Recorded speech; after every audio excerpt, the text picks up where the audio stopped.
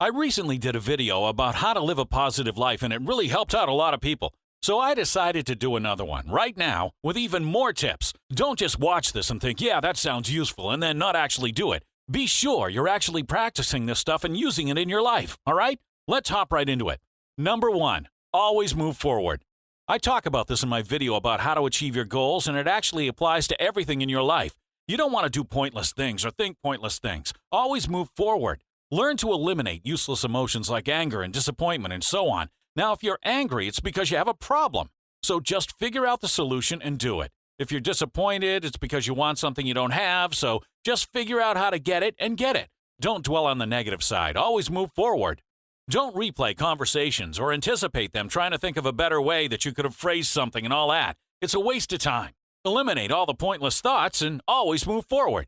Number 2, learn from your mistakes. Just like I said, you want to always be moving forward. If you make a mistake, don't dwell on it, don't regret it, learn from it. Don't frame it as a regret. Frame it as a learning experience. If you learn from a mistake, then you actually benefited from the experience. Whereas if you don't learn from it, then it was useless. Never regret anything. If you did something really bad to someone and you feel bad about it, then either get over it or do something to make up for it. Either by doing something good for that person or doing something good for others. If you started a business and it failed, don't feel bad about it. Figure out why it failed and learn from it, always moving forward. You should see all problems as challenges. Don't let yourself get down about them or be overwhelmed. Any problem you have now is going to be solved anyway. If you want to solve it, see negatives as positives, opportunities. For example, I like to eat breakfast outside on my balcony because it feels good being in the sun. So some days when it's raining, I'd get angry about it. But now it doesn't bother me, and I just think, all right, instead of sitting outside, I'll just eat faster today, and I'll have more time to work on something I want to work on. It's not a problem. It's an opportunity.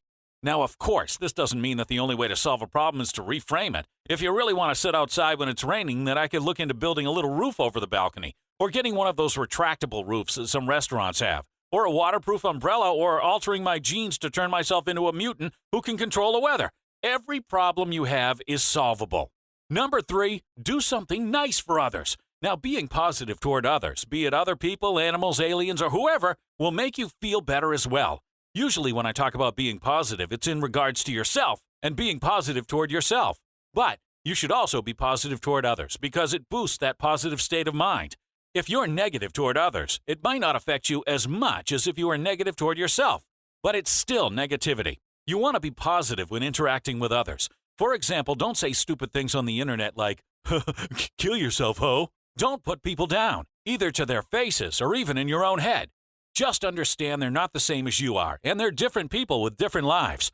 If you see some dude jamming out to Britney Spears at a stoplight, don't laugh and be like, what a fucking loser. Just be like, all right, the dude likes Britney Spears, whatever. If someone tells you they pray to Lord Poseidon every night before bed, don't be like, religious idiot. Ask them why. Learn about them as a person and their motivations. Maybe there's something really interesting that you don't know. And if you still disagree with them, well, then go ahead and disagree.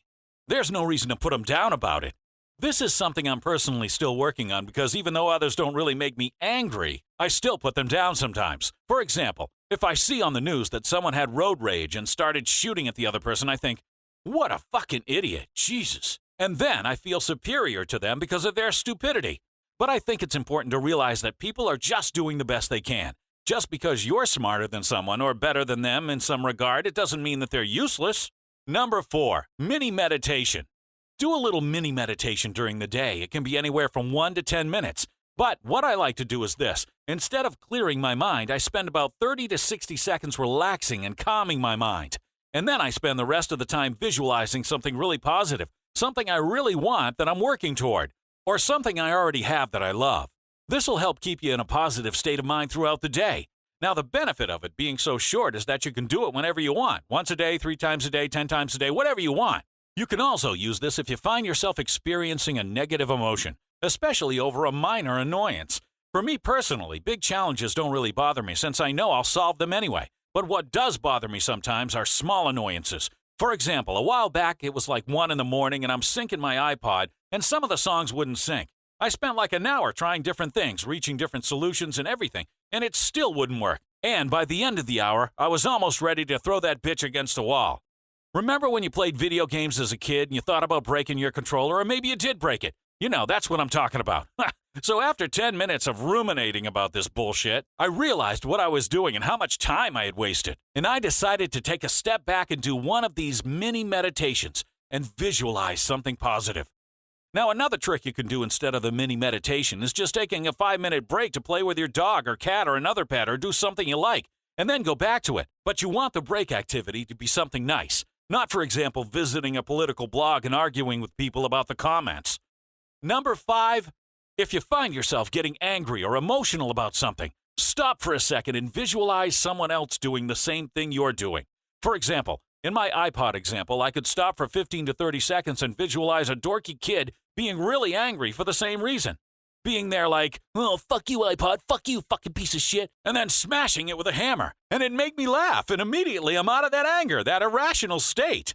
You've probably noticed how when you're in the moment, your decision-making ability decreases and you act more emotional, right? But when you're watching somebody else in the moment, you immediately realize that they're doing something stupid. So it's the same idea. It takes you out of the moment and gives you a third-party perspective of your own thoughts and actions. You can use this not just for anger, but for other unpleasant emotions and situations as well, because seeing someone else experiencing the situation allows you to see it from a third-party perspective and analyze it in a more level-headed way. Number 6, train your mind to see the good in everything. Now, this is related to tips 1, 2, and 3. Instead of looking at negative situations and seeing them in a negative light, instead of looking at people who are doing stupid things and thinking, haha, fucking idiot or fucking loser, see the good in them. What can you gain from these situations? I've talked before about not separating your life into productive time and wasted time. And a lot of people tend to see negative situations as wasted time. You know, things that serve no purpose. But instead of doing that, look at it and see if there's anything you can take away from it. Maybe it's an opportunity for you to practice one of the tips you've learned in this video. Maybe it's an opportunity in disguise. There's been one really obvious time in my life where something happened that I thought was really bad. And then later it led to me doing something else that made my life a lot better, way better than it had ever been before. And this wouldn't have happened if that bad thing hadn't happened to me and I had gotten everything I wanted from the start. I mean, my life wouldn't have been anywhere near as good as it now is and now will be if I hadn't gone through that one setback. Life went from a 9 out of 10 to a 10 billion out of 10. Sometimes you're just too in the moment to realize that a thing you perceive as negative could actually be positive. So anytime you experience what you think is a setback or a tragedy, look at it from another perspective and always look at it to see how you can benefit from it. Number 7, be open-minded. In my opinion, one of the saddest things in the world is a closed-minded person. Someone who thinks they're always right, thinks they know everything. Anyone who disagrees with them has to be wrong, and they're unwilling to think outside the box or look at anything in a light that doesn't fit with their existing perception. Being like this is sad because it really cuts you off from a lot of potential experiences. For example, I remember a while back I overheard this guy telling his friends about how aliens didn't exist. And they asked him how he knew, and he was like, I know, I just know. And one of his friends was like, yeah, but how? And the guy just kept insisting he was right and how it was impossible and all that. Guess what, brah? You don't know. Unless you're some kind of all-knowing god or you're a billion-year-old time traveler who's exploring the entire universe, how can you say you know whether aliens exist or not? That just makes no sense and is a ridiculously closed-minded thing to think. It reminds me of a time when this girl I was talking to was ridiculing someone who believed in Bigfoot. Now, she was standing there talking about how she knew it didn't exist. She knew it. And then she turned to me, expecting me to agree with her, and I was like, yeah, but you don't know. And she got mad. Now, personally, I think the possibility of Bigfoot existing is pretty low, but to say I know with 100% certainty, that's just stupid. And this is true for anything. Have an open mind and don't close yourself off to new things. Now, the reason closed-minded people are always negative is because anytime something doesn't fit in with their existing mindset, their brain automatically tries to defend its existing beliefs, which puts them in an almost fight-or-flight situation, and they start struggling and getting worked up. Not only is that an unhealthy state to be in all the time, but it also closes you off to a lot of potential growth you could have made and experiences you could have had. Number 8, responsibility. Take responsibility for everything you do and everything in your life. This makes you feel a lot more positive because you know you're in control. You're not a victim and you're not just along for the ride. It's your life and you live it how you want to live it. Now, for example, you go out and you get rejected by a girl. Don't sit around calling her a bitch. Take responsibility for it. Learn how to get her and then do it. If you start a business and it fails, don't grumble about it. Take responsibility for it. Learn why it failed and figure out some things you want to try differently next time and then do it. Now, you can come up with an extreme example like, yeah, but what if I'm just walking down the street and somebody mugs me from behind and steals my wallet? That's not my fault. Guess what? You still chose to be there. You could have carried less cash on you, learned self-defense, driven or taken the bus or train or cab or Uber or Lyft instead of walking. Decide to be more aware of your surroundings, done your shopping online instead of walking to a store to do it, and so on. You choose to be doing what you're doing knowing there was a risk. However tiny it was, you chose to do that. Now, of course, the purpose of this isn't to assign blame and make you feel bad. It's to liberate you by making you realize you do have control over the things in your life. Number 9, integrate knowledge. Now, let me explain what this means. In the previous example about responsibility, a lot of people are going to be thinking about ways to argue against it. Someone is probably already getting ready to comment, yeah, but what if I spontaneously combust? How's that my fault? So, has that happened to you? No. You know it's a ridiculous example and you're just arguing for the hell of it. Talking for the sake of talking. Arguing for the sake of arguing. Not actually furthering the discussion or learning anything. It's pointless.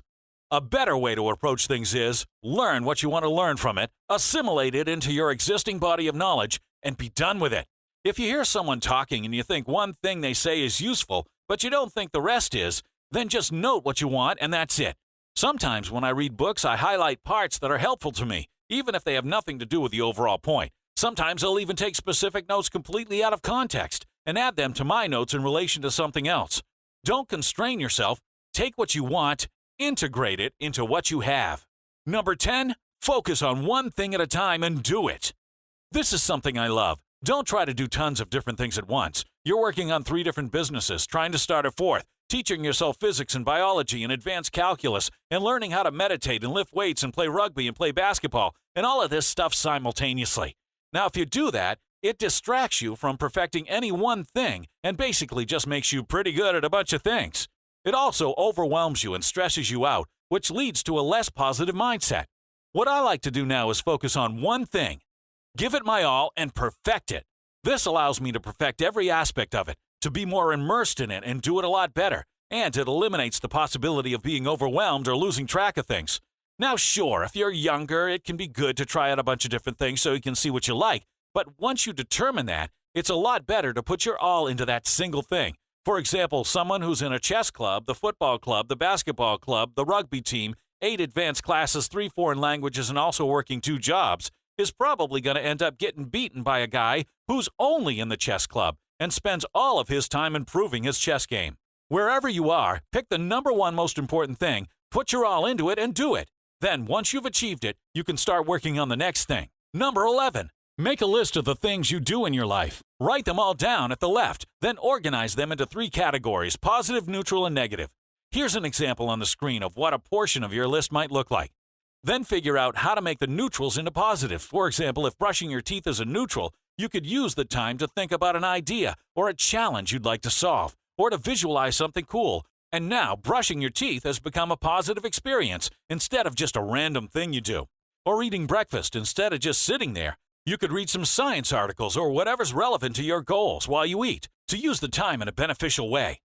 Then, figure out how to make the negatives into positives. For example, if you're in school, you can take classes you enjoy, take classes you think will benefit your goals, listen to an audiobook about a topic relevant to your goals on the way there, and so on. If there's something really negative that you can't figure out how to turn into a positive, see if you can turn it into a neutral. And if you can't turn it into a neutral, see if you can cut it out of your life completely. A quote I like is, "Don't spend your time doing things you don't like." Sounds simple, right? But when you really think about it, you realize that a lot of people spend a ton of time doing things they don't like, which is silly when you see that all, or at least almost all of those things could be transformed into things they do like. It may not be immediately obvious how to turn a negative into a neutral or into a positive, so I recommend listing everything out and thinking about it over the course of at least a couple of days. One really good example, when I go to the gym, I take this freeway that always has a ton of traffic, and it just wasn't an enjoyable experience. Recently, I started carpooling with a friend, so we drive up together, listening to tunes, jamming out, singing along, just having a great time. We even have fun choosing songs to put on our drive to the gym playlist. It went from being a boring and annoying experience to being one of the funnest parts of the day. Number 12, don't limit yourself. Understand that you have no limits, and don't act like you do. You have none. Imposing limits on yourself is a really negative thing to do because you tell yourself you have to play by some predetermined rules. You don't. Never limit yourself. If you're butt-ass ugly and you want to date supermodels, don't sit there and limit yourself thinking, yeah, but I'll never be able to do it. Just figure out how to do it and do it. If you have limits, they're limits you put on yourself. Nobody else put them on you. The universe didn't come up and say, hey, I'm going to put this limit on you. The universe isn't working against you. Always pursue what you want and don't settle. Number 13, don't let other people's negativity affect you. In tip number 3, I talked about being positive toward others. It's also important to understand that not everyone knows this. If they're being negative towards you, you should never let that affect you. For example, a lot of people get anxious and nervous when they go out and see other people looking at them or talking about them, or even just thinking about the potential of other people looking at them and talking about them. Look, imagine you're me, Zeus, Greek motherfucking god. You're immortal, you can fly. You can will stuff into existence with your mind. And now you're out somewhere and other people are looking at you. Are you going to give a shit? Hell no. And also think about this. In 1,000 years, those people aren't going to be shit to you. In 100 years, they're not going to be shit to you. In 10 years, in 1 year, in 1 day, in 1 hour, they aren't going to be shit to you. So, who gives a flying ball sack about them? Just do you. Here's another example. Let's say somebody hates me in the YouTube comments. Fuck-based Zeus, I hate him and his YouTube. Fuck him, blah, blah, blah. You know, I'm not going to sit there and reply to it like, yo, what the fuck did you say to me, you little bitch? If someone is being negative, that's their problem, not yours. It's like the quote, forgive them, for they know not what they do. Because a lot of people don't really think. They just go through their lives like they're robots, not even conscious beings, going through the motions in a really reactive way. So don't let them bother you. If they're hating on you, that's on them, not you. Because someone who is living an amazing life and is truly aware is not going to be trying to put you down. The fact that they're doing it in the first place shows that they're not at that level. So just understand that and don't expect them to act like they are. Imagine a 5-year-old or a mentally handicapped person being a dick. It's not going to bother you, is it? You just got to understand that some people are just not there yet, if ever. Not everyone is perfect. If a dog or a wolf were acting stupid, you wouldn't point to it and think, what a fucking idiot. You'd just see it and recognize it and it wouldn't bother you.